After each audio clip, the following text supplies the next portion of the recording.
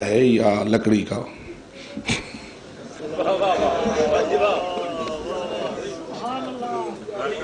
میں بہت سادہ مثال لے کے آگے کوشش کر رہا ہوں اور شیعوں کے عین مزاج سے فائدہ اٹھانے کی کوشش کر رہا ہوں کہ عزادار ماتمدار مجھے یہ بتا کہ سونے کا تعزیہ افضل ہوتا ہے یا لکڑی کا؟ سونے والا جب تعزیہ بناتا ہے کتنا خرچ کرتا ہے؟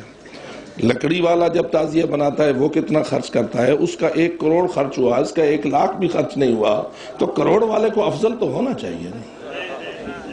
تو تیرا جواب یہ آئے گا نہیں، تعزیہ کی فضیلت کی بنیاد سونا یا لکڑی نہیں ہے، علم کی فضیلت کی بنیاد اس کا میٹیریل نہیں ہے کہ اگر کوئی دولت مند ہے اور وہ سونے کا علم بنا دے، اگر کوئی غریب ہے تو وہ بیچارہ کھجور کی لکڑی کا علم بنا دے. نہیں، علم تو اس لیے افضل ہے کہ وہ اس کا نشان ہے جس نے اسلام پر اپنا سب کچھ وار دیا.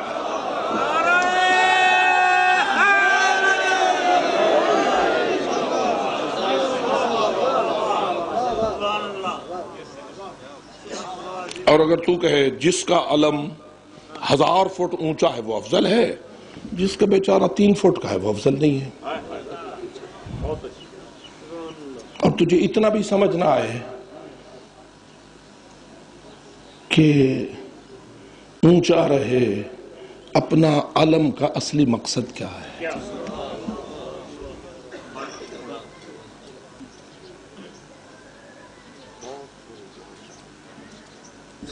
اونچا رہے اپنا علم، 1000 فٹ کا اونچا علم ہو، نیچے شراب پی جا رہی ہو، جو اونچا رہے اپنا علم ہو گیا. شرم کر، شراب سے کتنی نفرت ہے عباس کی ہمشیرہ کو.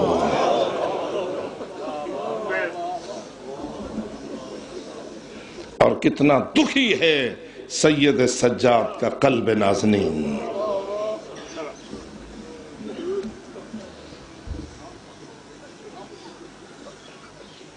جب تک تو مقصدیت کو بنیاد نہیں بنائے گا کبھی بھی حقیقت سے آشنا نہ ہو سکے گا اور اپنی دین کی عظمتوں کے ادراک میں قاصر رہے گا.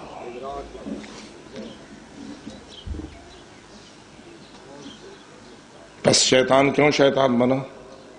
کہ معرفت توحید میں ناقص تھا. 6000 سال بھی سجدے کرنے کے بعد نہ سمجھ سکا کہ اللہ کیا ہے، کون ہے، اس کی عظمت کیا ہے. اور تو اہل بیت کا شاگرد ہے، تو اس کا شاگرد ہے جو کہتا ہے کہ میری عزت کا راز میرے عبد ہونے میں ہے اور میرے فخر کا راز تیرے میرا رب ہونے میں ہے.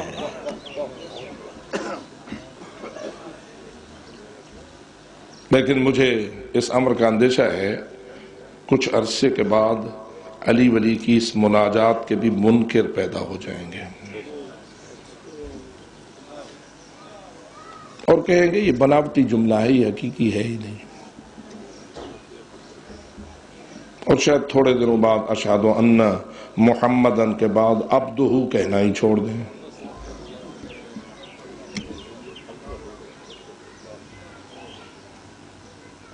اور قرآن میں ترمیم کریں اور سبحان الذی اسری بعبدہ کو پسند نہ کریں. تھوڑی سی توجہ رہے، کسی اور نبی اکرم کو، کسی اولو العزم کو، کسی رسول کو ایسا معراج نصیب ہوا جیسا سید الانبیاء کو نصیب ہوا. جی، معجزے تو اور نبی بھی دکھاتے رہے، کتابیں بھی ان پہ نازل ہوتی رہیں، صاحبان کمال تھا. آخر نبی بے کمال تو نہیں ہوتا، رسول بے کمال تو نہیں ہوتا. اپنے اپنے زمانے کا سب سے بڑا کمال میں بلند ترین منزلت کا مالک ہوتا ہے تو نبی ہوتا ہے، رسول ہوتا ہے، اولو العزم بنتا ہے. لیکن یہ معراج قاب قوسین او ادنا، یہ کس کو نصیب ہوا؟ فقط سید الانبیاء کو نصیب ہوا نا؟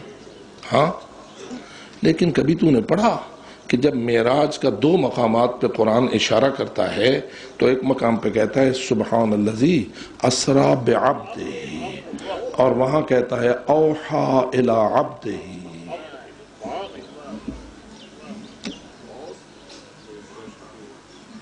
اور تجھے تلقین ہوتی ہے کہ جب تشہد میں بیٹھے تو کیا کہے؟ اشہد ان محمدن عبدہ ورسولہ۔ تو معلوم ہوا تجھے عبودیت کی بھی معرفت حاصل کرنا چاہیے، اور اگر عبودیت کی معرفت میں کامیاب ہو گیا تو ربوبیت کی معرفت بھی تیرے لیے مشکل نہیں رہے گی۔ لیکن اگر تو نے اپنے ذہن کو حوالے کیا شیطان صفت دینہم دنانیرہم والے لوگوں کے، تو وہ تجھے اس لائن پہ لے جائیں گے جس پہ پادری اپنے عیسائیوں کو لے گئے۔ فرمائیے، عیسائی حضرت عیسیٰ سے محبت رکھتا ہے یا نہیں؟ جی، عیسائی حضرت عیسیٰ سے بغض رکھتا ہے یا محبت رکھتا ہے؟ وہ خود دم بھرتا ہے محبت کا یا بغض کا؟ محبت کا۔ اور آج جتنے عیسائی مر رہے ہیں وہ سارے جہنم جا رہے ہیں یا جنت جا رہے ہیں؟ جی، جہنم کیوں؟ عیسیٰ علیہ السلام سے محبت رکھتے ہیں، جہنم کیوں جا رہے ہیں؟ کیا عیسیٰ علیہ السلام لائق محبت نہیں؟ فرمائیے، آپ کو حضرت عیسیٰ علیہ السلام سے محبت ہے یا نہیں؟ سارے نبیوں سے محبت ہے تو حضرت عیسیٰ علیہ السلام سے بھی محبت ہے یا نہیں؟ جو رکھتا ہے ذرا حضرت عیسیٰ کے نام پر ایک صلوات پڑھ دے۔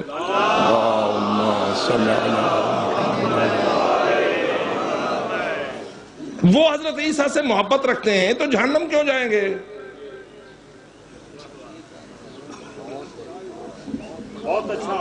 بغض رکھتے ہوتے تو جہنم جاتے تو کوئی بات بنتی تھی۔ عیسیٰ علیہ السلام سے محبت رکھنے کی وجہ سے جہنم کیوں جائیں؟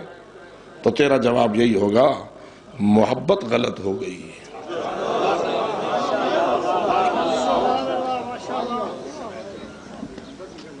محبت میں منحرف ہو گئے، محبت میں شیطان نے انہیں گمراہ کر دیا۔ ماننا رسول چاہیے تھا، ماننا نبی چاہیے تھا، ماننا روح اللہ چاہیے تھا، ماننا آیت اللہ چاہیے تھا، وہ ماننے لگے ابن اللہ، وہ ماننے لگے رب، وہ ماننے لگے اللہ۔ بس اگر عیسائی عیسیٰ علیہ السلام کی محبت میں عیسیٰ علیہ السلام کو نبی اللہ، رسول اللہ، روح اللہ تک نہ رکے اور ابن اللہ یا رب یا اللہ ماننے لگیں تو وہ جہنم جاتے ہیں۔ تو تو بھی سوچ، علی کی محبت بھی تجھ پہ واجب ہے۔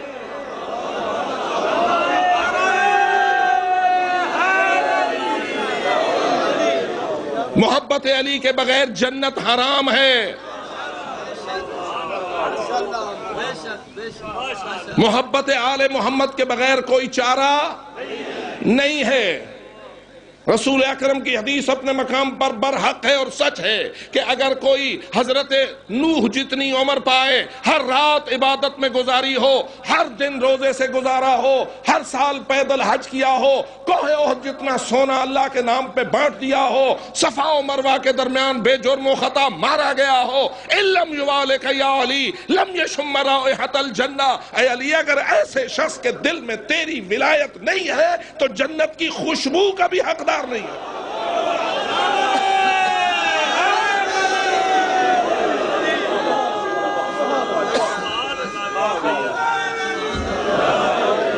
لیکن شیطان بھی تو بڑا تیز ہے،